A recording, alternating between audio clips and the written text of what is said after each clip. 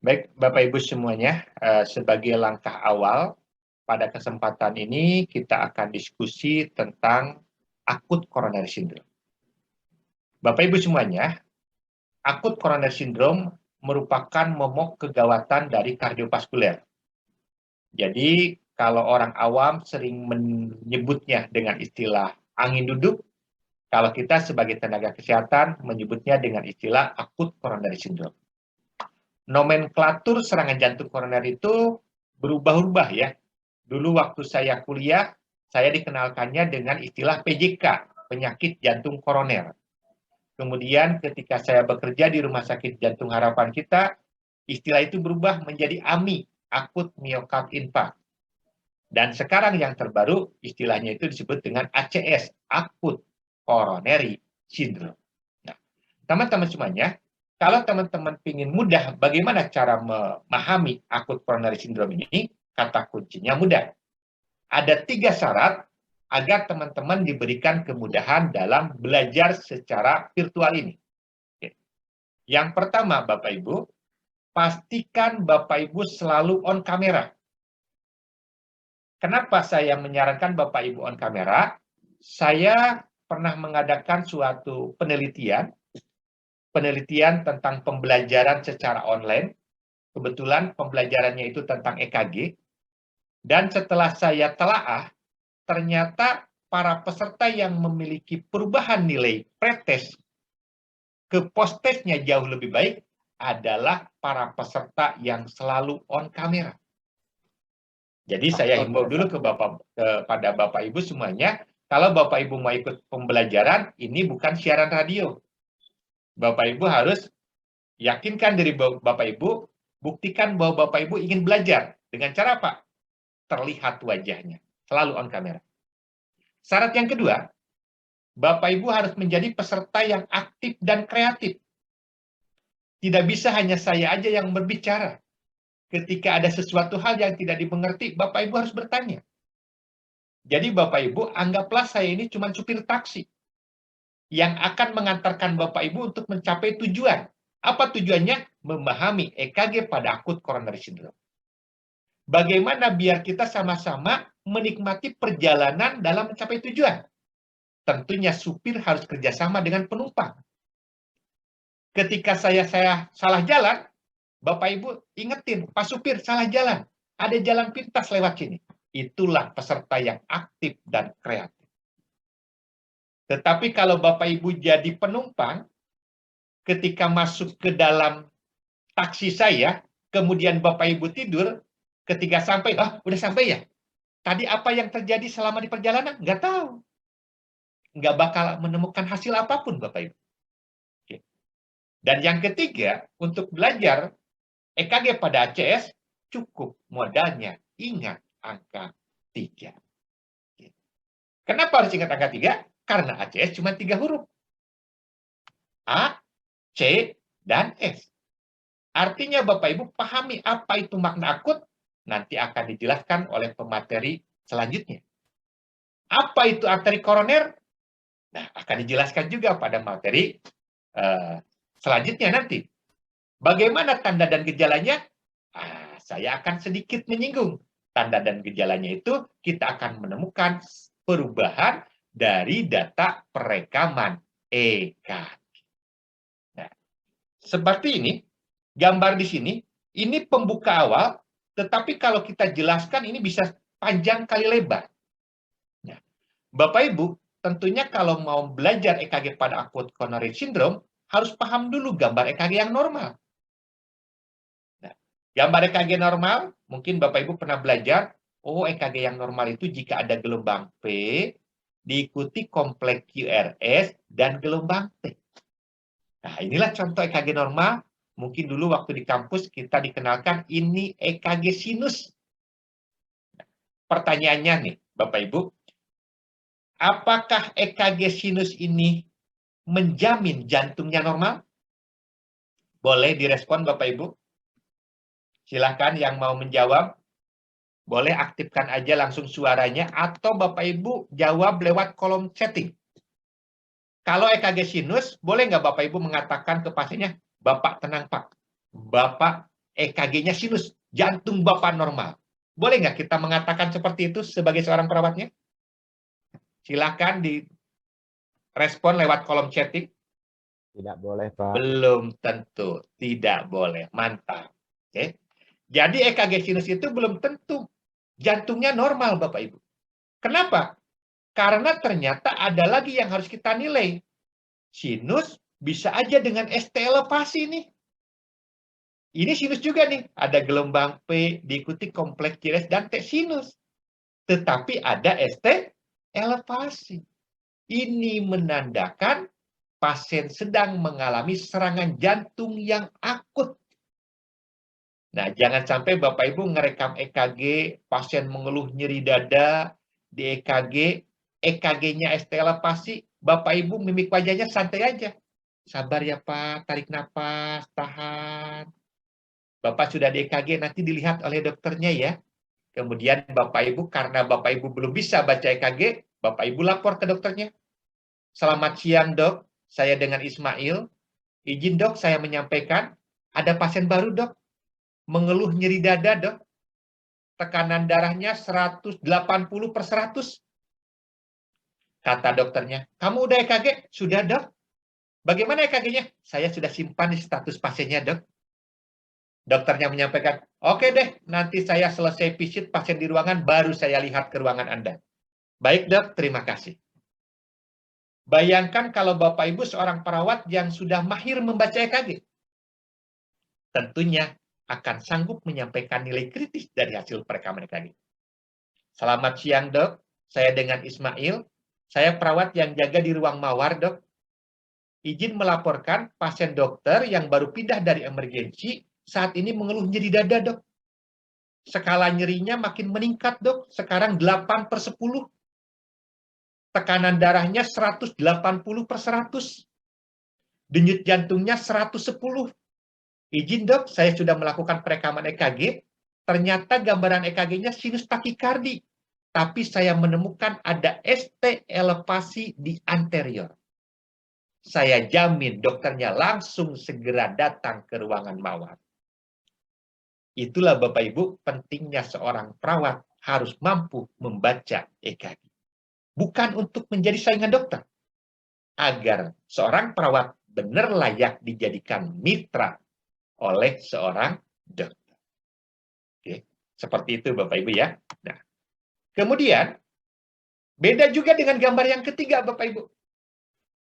Yang ketiga ini ST segmennya ada di bawah garis isoelektrik. Inilah yang disebut dengan ST depresi. Dan ini maknanya sangat berbeda. Ini boleh dikatakan antara bumi dan langit ya. Kalau ST elevasi ini serangan jantung yang akut, kalau ST depresi ini belum tentu akut gitu ya.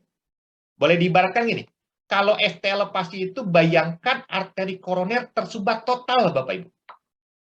Jadi kalau tidak segera kita laporkan, siap-siap otot jantung tidak dapat nutrisi. Kalau dibiarkan, siap-siap henti jantung. Oke. Kalau dibiarkan lagi, berarti kita harus ikhlas pasiennya mengalami sindrom IWR. Innalillahi wa inna ilaihi raji'un. Gara-gara apa? Gara-gara perawatnya tidak kenal pasiennya serangan jantung. Santai aja Bapak, sabar Pak, tarik nafas Pak. Udah di EKG ST elevasi. Bilang lagi ke pasien, Bapak tahan ya, sabar ya Pak ya, sabar ya. Ya udah sabar-sabar selesai pasiennya. Gitu ya. Makanya kami di Rumah Sakit Jantung Harapan kita kadang-kadang suka sedih Bapak Ibu. Ada pasien mau dirujuk ke kami dengan serangan jantung koroner.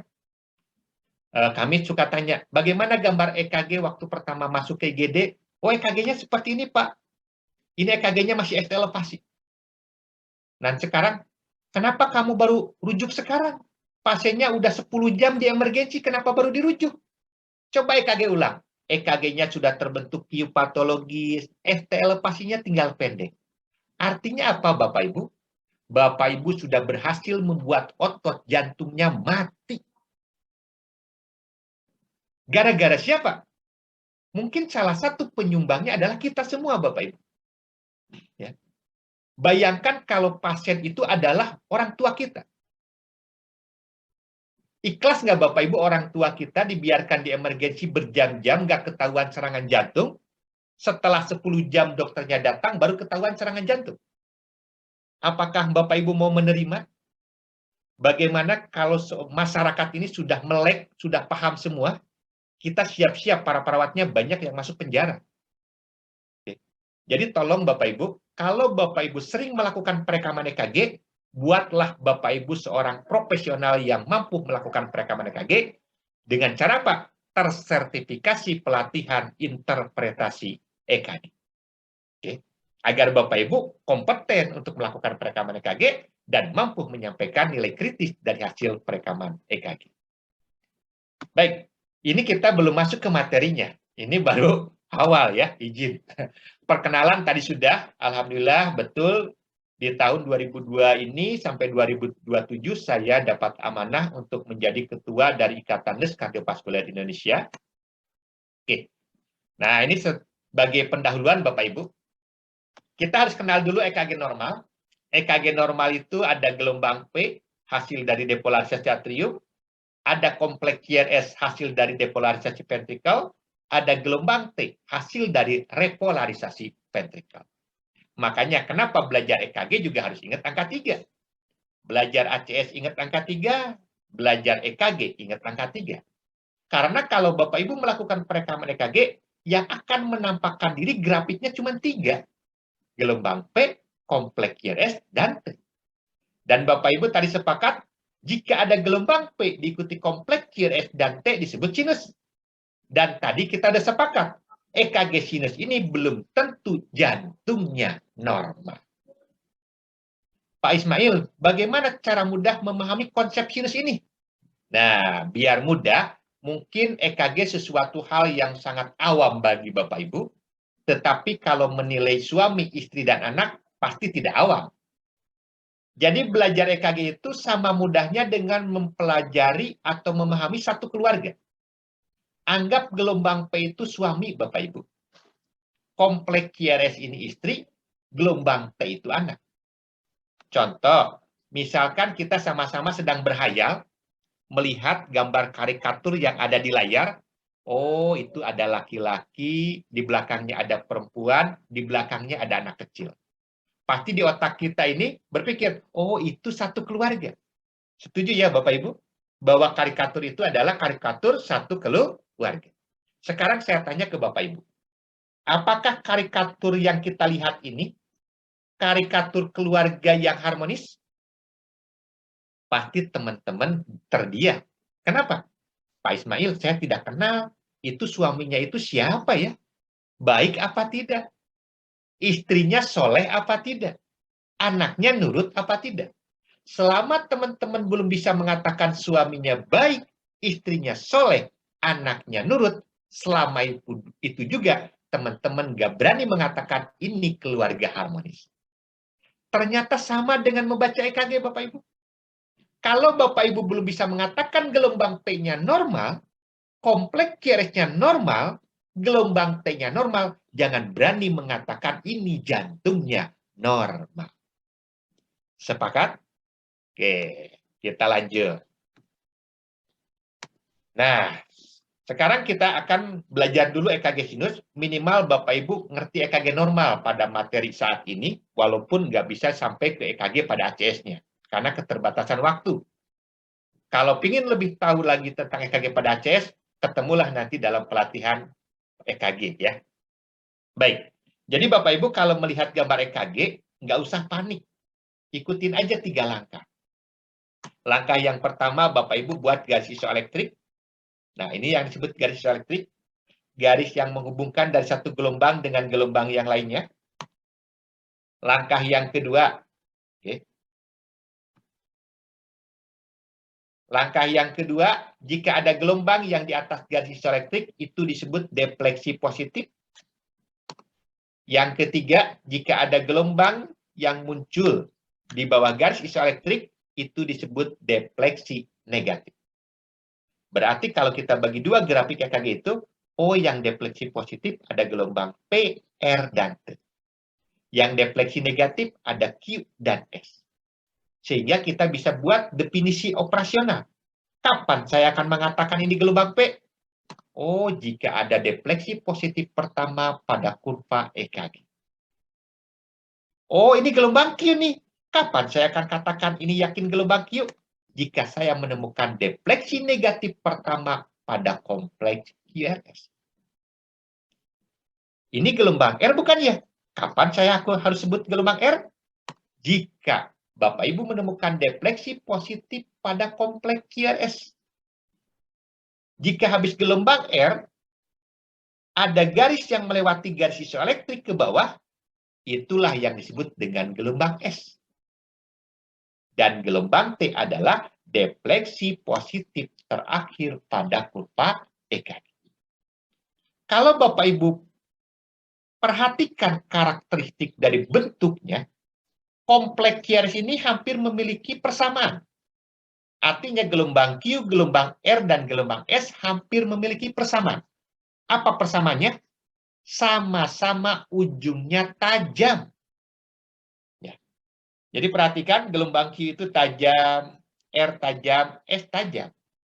Gelombang P tumpul, gelombang T juga tumpul. Nah, sekarang setelah Bapak Ibu saya ajarkan ini, coba saya akan tes apakah Bapak Ibu bisa memahami konsep sinus atau tidak. Nah, saya punya dua gambar Bapak Ibu. Nah, saya udah buatkan garis isoelektriknya. Saya ingin biar Bapak Ibu tidak ngantuk, tangannya gerak. Coba Bapak Ibu jawab lewat kolom chatting. Menurut Bapak Ibu, gambar yang di atas terdiri dari gelombang apa saja? Silakan jawab di kolom chatting. Biar Bapak Ibu tidak tidur. Monggo. Gambar yang di atas terdiri dari gelombang apa saja Bapak Ibu? Ayo silakan.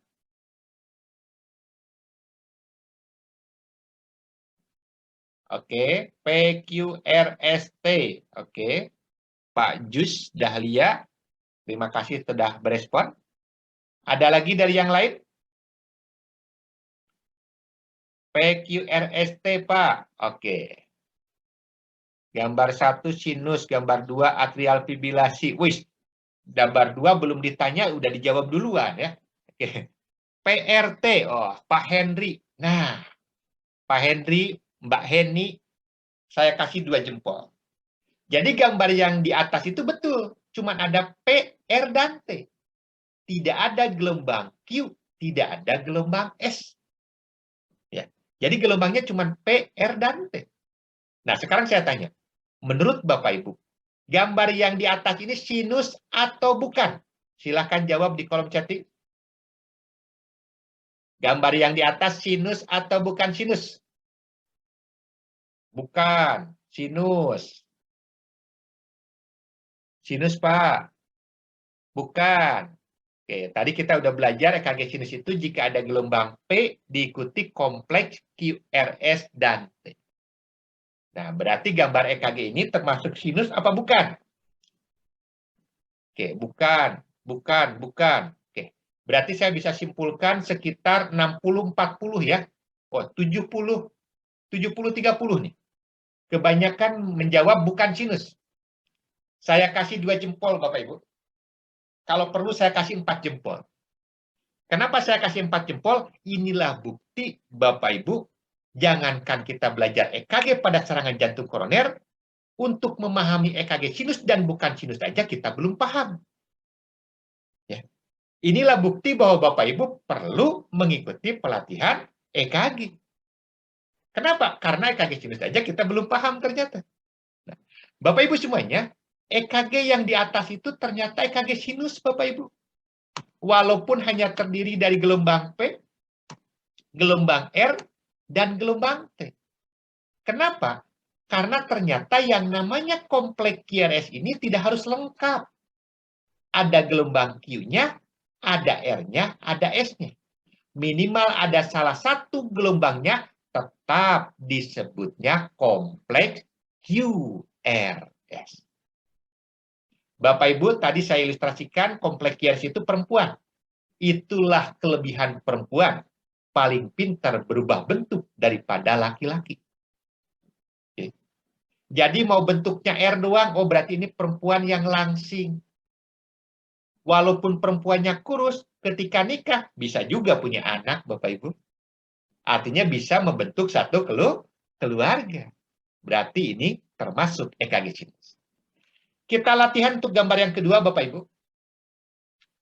Coba sampai tanda pointer yang saya kasih tanda, menurut Bapak Ibu, itu terdiri dari gelombang apa saja? Silahkan dijawab di kolom chatting. Karena kalau pakai suara nanti bentrok suaranya ya. Kalau di kolom chatting tidak. Ya, silakan. Gambar yang kedua terdiri dari gelombang apa saja? PQRT. Oke. Pak Jus PPPP QRST.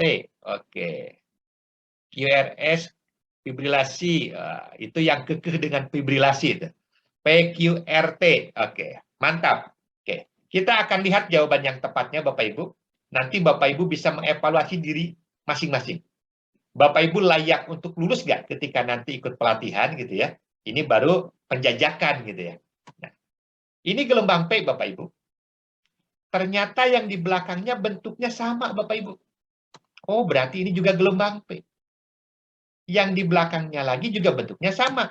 Ini juga gelombang P Bapak Ibu. Ternyata ini ada yang defleksi negatif pada kompleks QRS. Defleksi negatif pertama. Oh berarti ini namanya gelombang Q.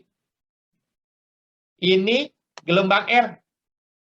Nah, sekarang pertanyaannya. Ada nggak gelombang S-nya? Boleh dijawab di kolom chatting. Ada gelombang S-nya atau tidak? Menurut Bapak Ibu, ini S-nya ada atau tidak? Kalau kurang jelas, silahkan Bapak Ibu zoom. Di HP atau di laptopnya diperbesar ya gelombangnya. Oke. Menurut Bapak Ibu, ada S-nya atau tidak? Kalau tidak jelas juga, coba diraba monitornya. Teraba dingin atau tidak? Kalau monitor atau layarnya tidak teraba dingin, artinya tidak ada S-nya. Setuju Bapak Ibu? Setuju ya? Memang ini nggak ada gelombang S-nya. Karena habis gelombang R, tidak ada yang melewati garis isoelektrik. Jadi S-nya tidak ada. Yang ada langsung gelombang T, Bapak Ibu. Nah, sekarang pertanyaannya. Gambar yang kedua ini, menurut Bapak Ibu, sinus atau bukan sinus? Silahkan jawab di kolom chatting. Sinus atau bukan sinus? Bukan sinus. Sinus, Pak. Bukan, Pak. Ayo, yang lain mana? Bukan. Sinus. Bukan. Sinus hitam, Pak. Sinus, Pak. Wah, saya boleh katakan ini 50% ya. Terima kasih Bapak Ibu sudah menjadi peserta yang aktif dan kreatif. Ya, saya kasih 2 jempol. Mudah-mudahan dengan Bapak Ibu menjadi peserta yang aktif dan kreatif, ini pembelajaran kita ini dicatat sebagai amal ibadah buat kita semua. Karena belajar merupakan suatu hal yang baik, apalagi nanti akan berguna ketika kita bekerja, gitu ya. Mudah-mudahan ini menjadi amal ibadah buat kita semuanya. Oke, Bapak Ibu semuanya. Tadi saya ilustrasikan gelombang P suami, kompleks QRS istri, gelombang T anak. Berarti gambar yang di bawah ini ada anak bertanya pada ibunya, Mama, papa saya yang mana? Yang pertama, yang kedua, atau yang ketiga? Berani nggak Bapak Ibu mengatakan ini keluarga harmonis, sedangkan suaminya tidak jelas? Tidak berani. Berarti pasti Bapak Ibu menggosip ya. Ini bukan sinus. Kenapa? Karena yang sinus gelombang P-nya cukup 1. Keluarga yang harmonis, istri nggak pernah serakah. Cukup punya suami 1. Ya. Pak Ismail, gimana kalau suaminya kecil? Yang penting bertanggung jawab. Ya. Kecil-kecil juga yang penting defleksi positif. Tetap sinus. Tapi hati-hati kalau sudah defleksi negatif, berarti suaminya tidak bertanggung jawab terhadap istri dan anaknya. Berarti bukan sinus, Bapak Ibu. Nah, seperti itu ya. Jadi belajar EKG itu sebenarnya mudah kalau kita pernah mengikuti pembelajarannya. Bapak Ibu merasa susah itu karena memang belum belajar dan belum pernah mengikuti pelatihan EKG. Kita lanjut Bapak Ibu. Nah, itu sebagai dasar Bapak Ibu. Nah, tentang ACS, pengertian ACS nanti sama pemateri berikutnya. Ini biar dijelaskan sama pemateri berikutnya aja ya. Cuman saya akan menggarisbawahi, kenapa belajar ACS harus ingat angka 3? Karena ACS ada 3 jenis Bapak Ibu. Ada yang namanya UAP, STEMI, dan NSTEMI. Dan ternyata ditegakkan oleh 3 hal. Apa yang 3 hal itu? Keluhan nyeri dada, perekaman EKG, dan pemeriksaan enzim jantung. Makanya Bapak Ibu jangan heran. Kalau ada pasien ketemu dengan Bapak Ibu mengeluh nyeri dada, dokternya pasti bilang, "Dek, tolong EKG lengkap." Setelah di EKG, "Dek, tolong cek enzim jantung." Karena paketnya harus begitu.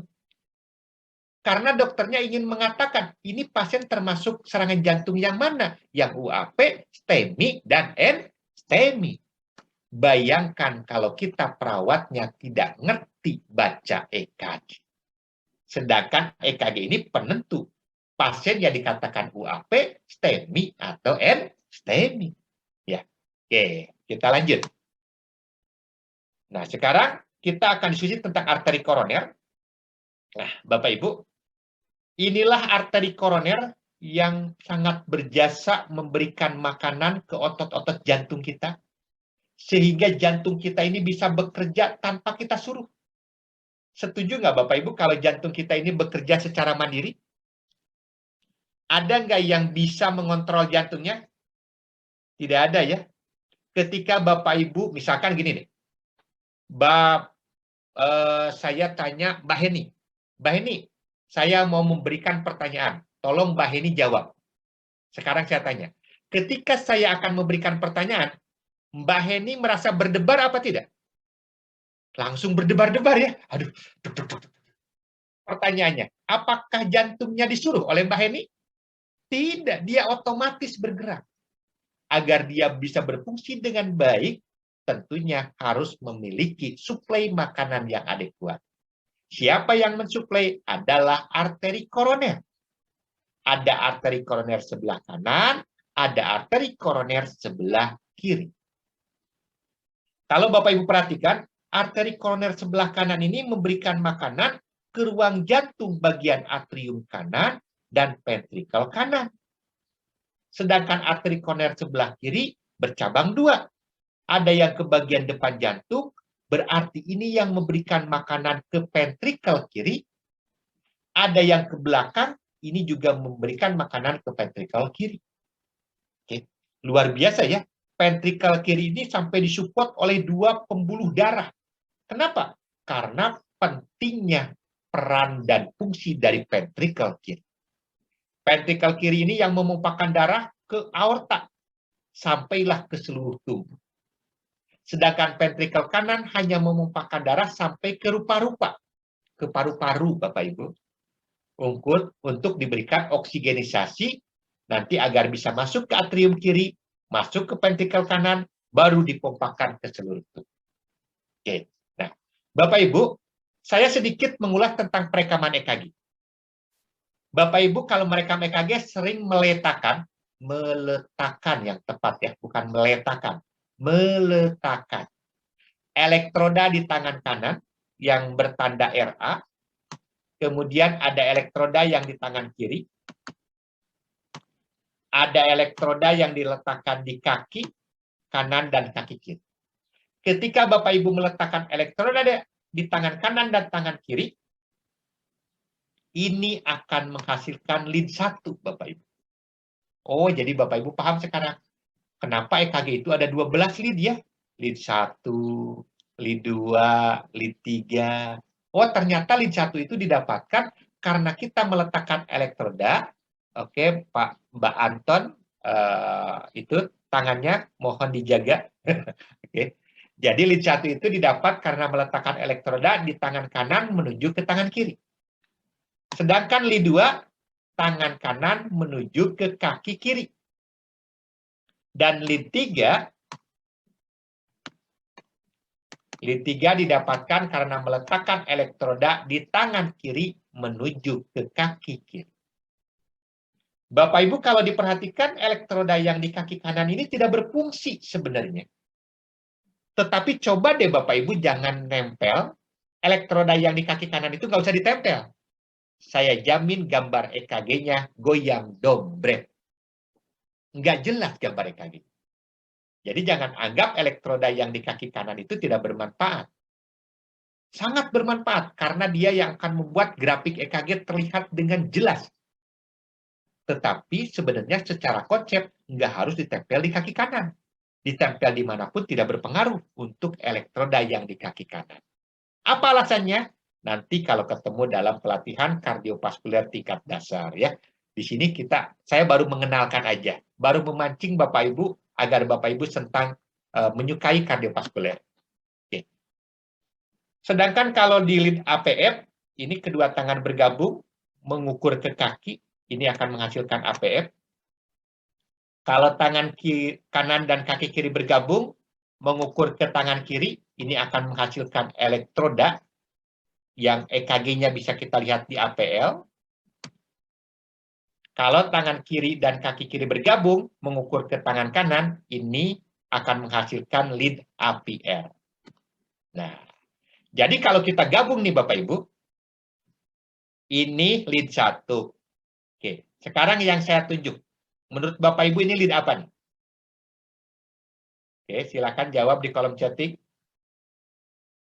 Yang saya kasih pointer ini lead apa tadi? Ayo lead apa? Yang saya kasih pointer? Mantap. APR. Kalau yang ini? Yang saya kasih pointer? Oke, lead apa nih yang saya kasih pointer? Yang ini Bapak Ibu, yang saya kasih pointer. Oke, lead 3. Sekarang saya pindahkan pointernya, ini lead apa? Lead apa Bapak Ibu? Mantap. Perhatikan Bapak Ibu, lead 2 panahnya ke bawah. Lead 3 panahnya ke bawah, APF juga panahnya ke bawah. Artinya, lead 2, 3, dan APF memiliki tujuan yang sama, Bapak Ibu. Apa tujuannya? Sama-sama ingin melihat otot jantung bagian bawah. Nah, sekarang saya tanya. Bawah istilah medisnya apa, Bapak Ibu? Bawah istilah medisnya apa?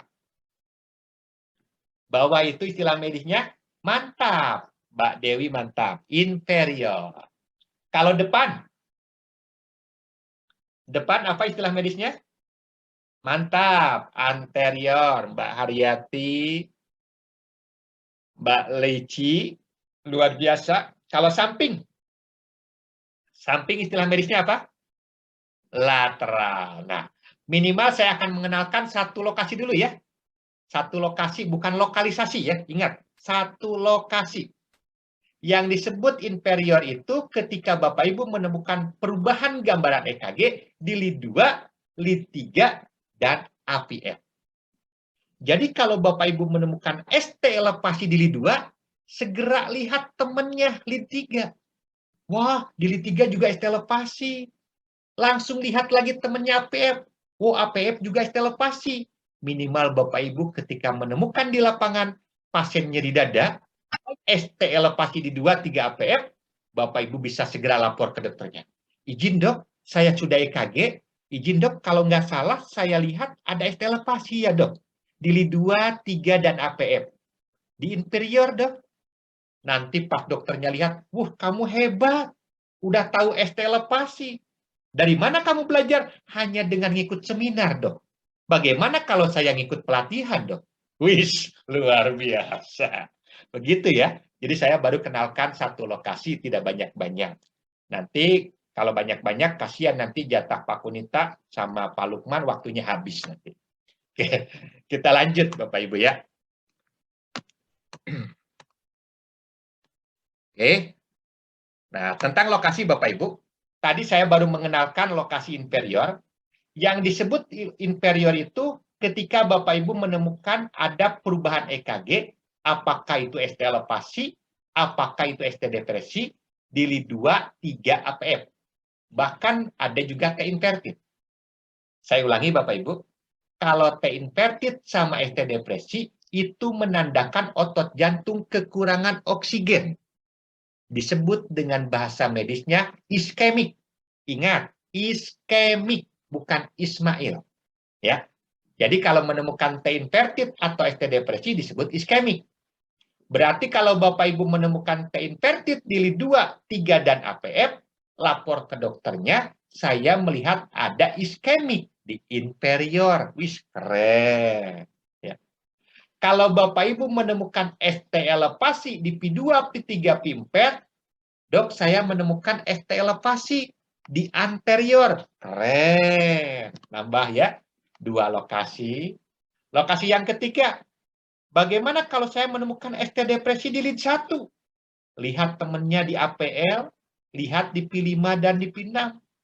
Kalau mendukung, berarti katakan, dok, saya menemukan kayaknya ada ST depresi di lateral. Nah, minimal Bapak Ibu sekarang nambah. Pahami 3 lokasi. Ingat, 3 lokasi, bukan 3 lokalisasi. Oke, kita lanjut teman-teman. Nah, bahkan teman-teman semuanya, perekaman EKG itu bisa kita lakukan sampai 17 lead.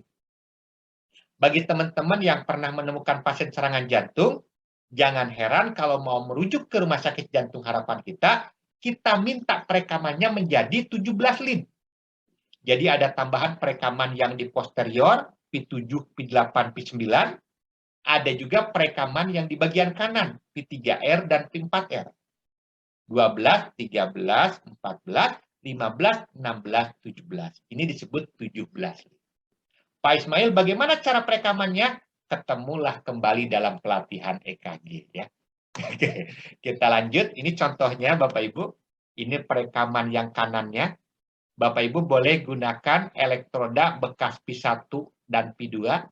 Jadi P1 cabut tempelkan untuk P3R, P2 cabut tempelkan untuk P4R. Nanti bekas P4, P5, P6 cabut pindahkan ke belakang untuk merekam P7, P8, P9. Begitu ya. Nah, ternyata ketika kita rekam bagian posteriornya, Bapak Ibu menemukan tanda apa ini? T inverted, ST elevasi, atau ST depresi? Coba jawab di kolom chatting. Ada tanda apa Bapak Ibu? Ini ST elevasi. Nah, berarti Bapak Ibu sekarang mulai mengenal. Minimal Bapak Ibu kenal, oh ini ST elevasi nih. Berarti arteri koroner tersumbat total. Oke. Kalau tidak segera ketemu sama perawatnya, nanti pasiennya keburu ketemu sama malaikat pencabut nyawa. Jadi dulu-duluan ya kita ya. Jadi harus kita segera yang menemukan pasien serangan jantung. Gitu, agar segera tertolong. Baik, Bapak Ibu, kita lanjut. Nah, sekarang EKG pada ACS. Nah, Bapak Ibu, kita akan kenalan dengan anak. Oke, dengan gelombang T. Tadi tentang ST segmen sudah dikenalin di awal. Metode angka 3 tentang gelombang T, ada 3 bentuk gelombang T yang harus Bapak Ibu kenali. Yang pertama, kenali kapan dikatakan gelombang T itu normal. Gelombang T dikatakan normal jika di lead ekstremitas kurang dari 1 kotak besar atau kurang dari 5 kotak kecil. Sedangkan di sequilda, sekitar wilayah dada, atau disebut lead prekordial, jika kurang dari 2 kotak besar atau 10 kotak kecil. Ini kan 1 kotak besar nih. 1, 2, 3, 4, 5. 5 kotak kecil itu disebutnya 1 kotak besar. Kalau di lead ekstremitas gelombang T-nya kurang dari 1 kotak besar, normal berarti. Di lead prekordial kurang dari 2 kotak besar, baru dikatakan normal. Hati-hati Bapak Ibu kalau gelombang T-nya terbalik, T inverted. Tadi saya ilustrasikan gelombang T itu anak.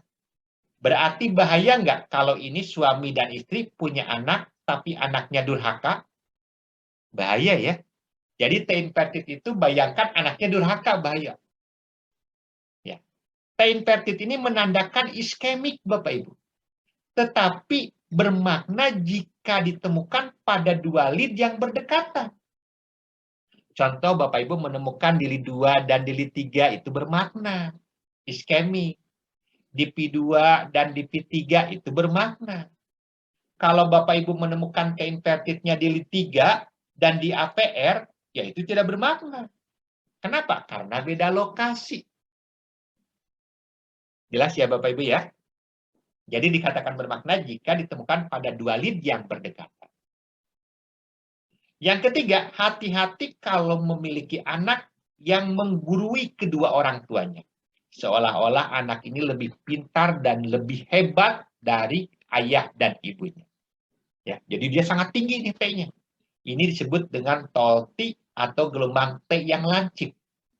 Ini sering kita temukan pada pasien-pasien dengan hiperkalemia atau pasien yang mengalami serangan jantung yang sangat baru, Bapak Ibu.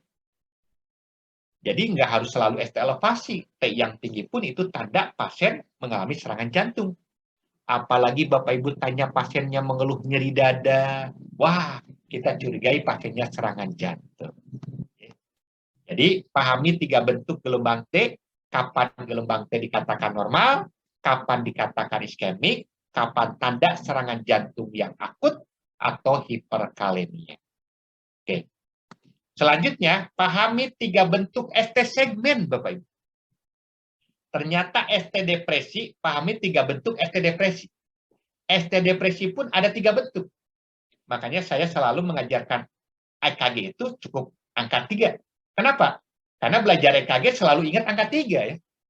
Belajar ST segmen ada 3 jenis ST segmen. Belajar gelombang T ada 3 jenis gelombang T yang harus dipahami. Belajar tentang ST depresi ada 3 jenis ST depresi yang harus Bapak Ibu kenal. Ada ST depresi yang down sloping, ada yang up sloping, ada yang horizontal. Yang menandakan pasiennya dalam kondisi iskemik atau menandakan serangan jantung adalah ST depresi yang horizontal. Ya. Jadi kalau yang down sloping ini sering kita temukan pada pasien-pasien dengan gagal jantung. Jadi kalau Bapak Ibu lihat pasiennya jantungnya sudah gede, segede gentong, dokternya mengatakan ini pasiennya sudah dekomkordis atau gagal jantung, coba Bapak Ibu EKG. Akan Bapak Ibu akan menemukan gelombang R-nya yang tinggi-tinggi, kemudian ST depresinya down sloping. Ini bukan tanda pasien serangan jantung. Ini tanda otot jantungnya sudah membesar. Sedangkan ST depresi yang upsloping, ini bisa varian normal Bapak Ibu. Contoh, kita lomba lari sekarang. Kita lomba lari, anggaplah 500 meter, lari cepat. Setelah lari, kita di EKG. EKG-nya menjadi takikardi. Tapi ada ST depresi. ST depresinya upsloping. Masih dikatakan varian normal ST depresi. Oke, hati-hati kalau ST depresinya sudah sejajar dengan ST depresi yang horizontal. Ini merupakan tanda otot jantung kekurangan oksigen. Ini tadi tentang ST segmen Bapak Ibu ya. ST segmen ada 3 jenis ST segmen yang harus Bapak Ibu kenali. Kapan dikatakan ST segmen yang normal, kapan dikatakan ST elevasi, kapan dikatakan ST depresi. Tadi di pengantar saya sudah jelaskan. Kalau Q patologis ini menandakan serangan jantungnya sudah lama Bapak Ibu. Ini menandakan otot jantungnya sudah nekrosis. Pak Ismail, kapan gelombang Q dikatakan Q patologis yang menandakan otot jantung sudah nekrosis? Jika dalamnya gelombang Q lebih dari 1/3 tinggi gelombang R. Kita lihat gambar yang ini Bapak Ibu. Dalamnya gelombang Q 1, 2, 3, 4. 4 kotak kecil. Tingginya gelombang R 1, 2, 3, 4. Ini udah sama ya. Tinggi R sama dalam Q sama. Berarti udah lebih dari 1/3. Ini disebut Q patologis. Berarti serangannya sudah lama. Tinggal tunggu kapan pasiennya gagal jantung, tinggal tunggu kapan henti jantung. Oke. Kalau ini gelombang Q yang normal Bapak Ibu nih. Kenapa dikatakan normal? Karena dalamnya Q kurang dari 1/3 tinggi gelombang R. Ini dalamnya gelombang Q satu kotak kecil, tingginya gelombang R 5, 6, 7, 8. Ya, tidak ada 1/3 dari tinggi gelombang R. Nah, seperti ini Bapak Ibu. Jadi kalau orang mengalami serangan jantung, pahami ada 3 jenis yang bisa kita temukan. Apakah orang itu dalam tahap iskemik, atau dalam tahap injuri, atau dalam tahap nekrosis. Kalau tanda iskemik, berarti baru sumbatannya sebagian Bapak Ibu. Kalau sudah injuri, ini sumbatannya sudah total. Pak Ismail, injuri itu dalam EKG kita temukan tanda apa? Ya tanda ST elevasi. Inilah yang disebut dengan time ismaskal-nya. Waktu emas pasien serangan jantung ini ketika Bapak Ibu menemukan ST elevasi. Ketika sumbatannya segera dibuka, dijamin tidak terbentuk Q patologis. Berarti tidak ada otot jantung yang nekrosis. Itu yang hebat. Tetapi kalau Bapak Ibu menemukan pasien datang ke IGD mengeluh nyeri dada, baru 1 jam EKG-nya ST elevasi begini.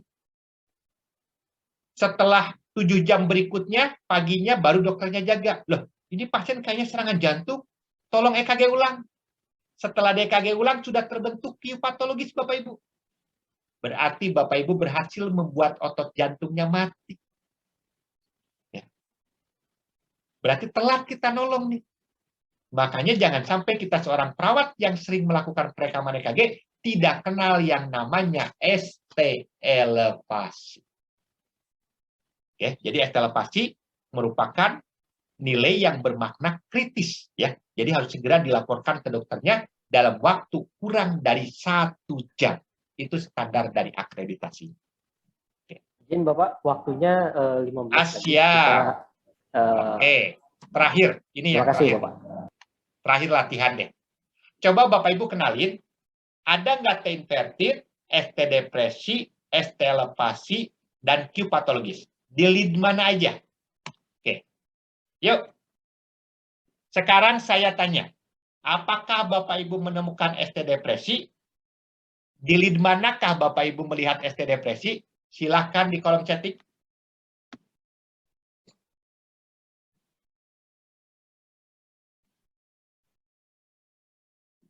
Coba Bapak Ibu perhatikan. Di lead berapa Bapak Ibu menemukan ST depresi? Oke, Mbak Dewi, terima kasih sudah berani menjawab. Ayo yang lainnya mana? Ini tuh peserta, Pak Moderator, ada yang lewat YouTube, ada yang lewat Zoom, begitu ya? Izin Pak, kami hanya menggunakan platform Zoom saja. Oke, siap, baik. Ya. Oke, lead 1. Ada yang bilang lead 2. Oke. Nah, perhatikan. Lead 1 itu temannya siapa, Bapak Ibu?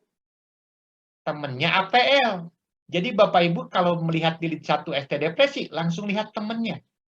Nah, cocok kan? Di APL juga ST depresi. Begitu cara menganalisa. Nah, sekarang Bapak Ibu lihat di lead 2. Bapak Ibu melihat di lead 2 ada apa ini? Silakan dijawab di kolom chatting. Di lead 2 Bapak Ibu temukan apa? ST elevasi. Nah, siapa teman lead 2 tadi? 3 dan APL. Oh, di lead 3 juga ST elevasi, di APF juga ST elevasi. Kalau Bapak Ibu perhatikan, ini EKG pasien ini sinus Bapak Ibu. Ini sinus P diikuti kompleks QRS dan T sinus. Sinus ritem, tapi dengan ST elevasi di inferior. Oke. Nah, seperti itu Bapak Ibu ya. Nah, tapi kan Bapak Ibu belum belajar macam-macam EKG sinus, macam-macam irama ya. Nanti saya tunggu di pelatihan EKG. Baik Bapak Ibu, karena waktu kitalah yang memisahkan kita, mohon maaf. Jika ada sesuatu hal yang mau ditanyakan oleh Bapak Ibu, silakan Bapak Ibu japri di 0813 8000 9221 ya. Misalkan Bapak Ibu merekam EKG di lapangan, mau diskusi dengan saya, silahkan. Gitu ya. Dengan senang hati. Kenapa? Karena saya bisa sama-sama sambil belajar dengan Bapak Ibu. Ya. Karena sama saya pun sambil belajar Bapak Ibu. Baik, saya akhiri aja. Terima kasih atas perhatiannya. Mudah-mudahan diskusi kita yang singkat ini bermanfaat untuk kita semuanya. Wabillahi taufiq wal hidayah. Wassalamualaikum warahmatullahi wabarakatuh.